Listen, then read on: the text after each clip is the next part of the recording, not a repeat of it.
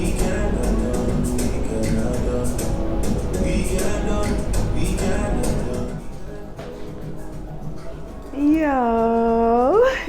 what's good, party family? I missed y'all as always. This week we're gonna fall into too many critics. You know what I'm saying? It's basically just, to be honest, an episode about you again. Because the biggest critic that we have isn't out there, it's in here. So once we get that person in check, and we love on that person more, then we can love on the people out here even better, and we can love on them more too. So y'all stay tuned. Too many critics. I love y'all. Beautiful people all over the world. So yeah, I can't sing or nothing like that. I can hit a few bars, but nah. But hello, beautiful people. Today, again, we're gonna get into too many critics. It's so crazy. I don't plan these episodes or anything like that. I still do put forth thought and effort, but it's now I let my heart say what it wants to say. So I'm going to forewarn you that things aren't always going to be sweet. It may seem like you're getting a little tough love. That's because I'm tough on myself. So that way, we can be successful. But I had to learn a balance. And that's what I'm here to talk to y'all about today. Having a balance, you know what I'm saying? Having equal give and take as to how you treat yourself and how you treat how you treat your others. How you treat others, you know what I mean? Because honestly, again, the biggest critic is not out there, it's in here. And until we get that person in check, we can't do anything for anybody else. And excuse me if y'all hear my little baby, my little bird baby, she back there playing in her play area, so she get a little loud sometimes, but whatever, we're gonna work through.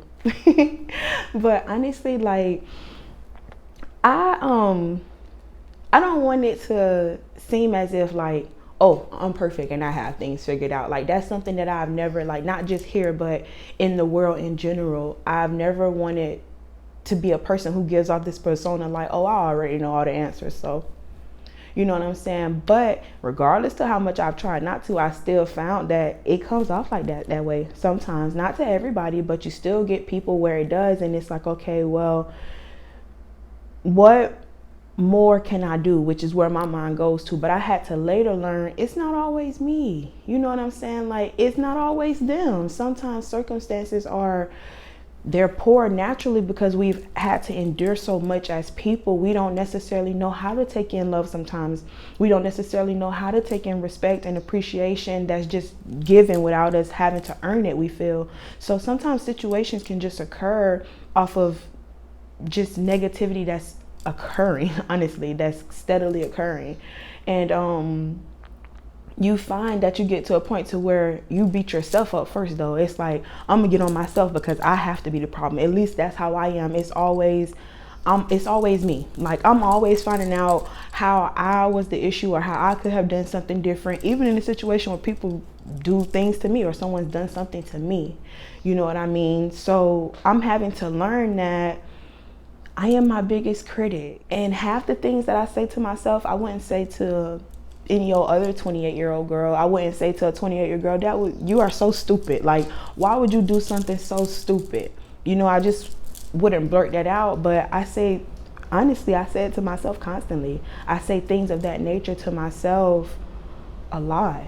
And it's not healthy, you know what I mean? And I had to get a grip on that. I had to accept that it's not healthy behavior so that I could fix it, so that I could change it. And that's what I wanted to do. I wanted to share my growth with you guys so we can all grow together. I'm gonna keep saying that until it gets hammered into y'all brain, into my brain as well. The biggest critic is in here, because a lot of the things that we do, a lot of the things that that we feel, almost all the things that we do and feel can be easily looked upon as insignificant, insufficient, people don't care about it, or whatever the case may be. So because there's so much outside criticism, we get into a place to where we are conditioned to criticize ourselves too. And it shouldn't have to be that way, you know what I mean? It shouldn't have to be that every single time you make a mistake, you beat yourself over the head with a stick as if you didn't just get the blessing of a lesson. So now you can do better going forward. So all the times that you beating yourself up for that 15-year-old girl or 17-year-old boy that you were back then, and the things you did back then, or even your 21, 22, 25, I'm 28 now, and my 27-year-old self, like, I cannot be angry at that person. I cannot beat that person up. I have to forgive that person, because in forgiving that person, I'm forgiving me. And on top of that, again, I have to take the time out to appreciate the blessing in that person and who that person was and the mistakes that that person made, because they got me to this point where I am now. Without that person, without my 17-year-old self or my 27-year-old self, without your 25-year-old self, you wouldn't be where you are right now, knowing the things that you know and being encompassed with the things that you do now. You know, being engulfed with the love and the appreciation and the adoration that you have for yourself now, you wouldn't have had without that person. And no, it may not be where you want it, the love may not be where you want it, but as long as there's some inside for yourself and you're working to grow it, it's gonna grow. It's gonna be so beautiful, so fruitful, so big. But you have to accept that it's not gonna happen right away. It's gonna take time. It is gonna be a difficult journey that gets ugly sometimes, but you're still beautiful, and your journey is still beautiful. It still has purpose, you know. So that's what I'm really like having to hone in on myself, honestly. Like, calm down, girl. Pump your brakes. You can't be talking to yourself like that. You know what I'm saying? Like, I really have these conversations with myself to keep myself conscious, you know, and that's what we all have to do. We all have to continue to be conscious and aware of how we're treating ourselves, because how we treat ourselves is a major reflection of how we treat others. Don't get me wrong. People be trying to move out here like, oh, everything's perfect. I have no problems. You know what I'm saying? Boom. I'm just that. Okay. I feel you. You that. However, you being that also has to consist of those. Loving those people, helping those people, encouraging those people. It can't just be, well, I'm going to get me to a point to where I'm up here, I build myself up here, and then I'm going to build a wall around myself, so that way nothing can come in, nothing can bother me, nothing can penetrate me. I've gotten to this successful point, you know what I'm saying? Like, wherever your mountain peak is or your peak of success is, and it's like, okay, boom, now I'm building a wall around. You can't be like that. And I know, because I'm a person that I struggle like that. I haven't gotten to exactly where I want to be, but I'm content with where I am. I'm extremely happy with where I am. But I found that I still got to this point where I built a wall around myself, and thinking that it's going to keep all of the bad things out. It's going to keep all of the things that troubled me before out. It's going to keep all of the people that bullshitted me. I'm about to say, excuse my French. The people that bullshitted me out, like all of the things that happened, building this wall around myself and my success is going to keep that crap out. But I also failed to realize that it keeps me locked in. It keeps me closed in.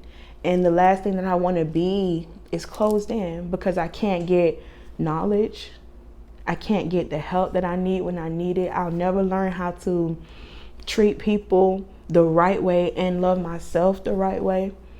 And I also learned that lack of stimulation, it can really take a toll on you, because all you're taking in is what you think, and what you think and what you feel is not always right. So it really puts you in a place to where you're feeding yourself a lot of lies, and you don't even know it. You're just like, oh yeah, that's pretty much it. And it can't be that way. You know what I'm saying? So don't get me wrong. I'm not a person who is extremely social, or like I have a whole lot of friends or anything. It's nothing like that. You know what I'm saying? But the purpose is to find balance. You have to find balance in your solitude, and you have to find balance in your socializing. You know what I'm saying? And I'm not saying go out here and socialize with Billy, Joe, Bob, and Jane, who be doing stuff that you're not interested in. No. You don't even have to socialize with people in your own age bracket. You know what I'm saying? My granddad is my best friend, and he just turned 76 on Friday. Happy birthday, Dad. So it's nothing like that. It's just the fact of finding balance, and in that balance you'll learn that when you're by yourself and you spend a lot of time by yourself, once you finally do get around people that truly love you, cherish you, appreciate you, and want you to grow, you appreciate them more. Like, it will make you appreciate them a whole lot more because you spend so much time working on you. You know what I'm saying? Trying to till your ground. Make sure that what you got going on over here is sturdy and sound. You know what I'm saying? So it's just a matter of finding balance. And once you find that balance, it's pretty much like effortless to love, to care, to enjoy, to embrace people and the things that are going on in the world around you. So we got to get to a point, all of us have to get to a point to where we silence that critic, the one that's in here, the one that's in our heart, the one that's in our head, the one that can't nobody else hear. We hear them though loud and clear. It's like a voice that is pretty much beating drums on your ears. Seriously, it's like, oh my God.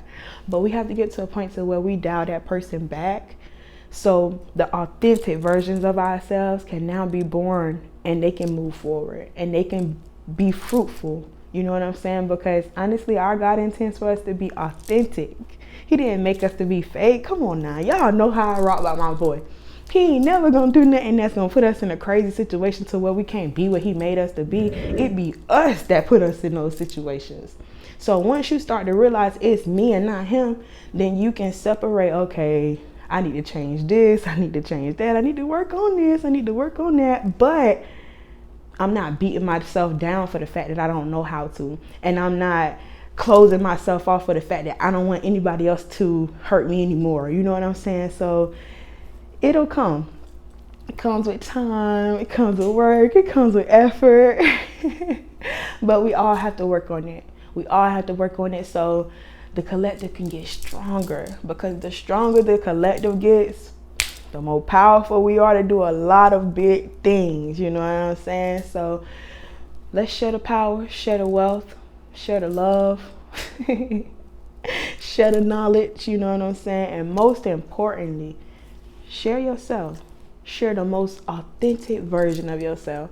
And before you know it, that critic in your ear, that critic in here, and Joker ain't gonna have no voice. And that's a good thing. You know what I'm saying? Like, it's a good thing to be able to love yourself, to accept that I'm not perfect. You know what I'm saying? Like, I don't have everything going on. I don't have everything worked out for myself. But one thing I am is perfectly imperfect. And that's the best way to be. It's love. We out.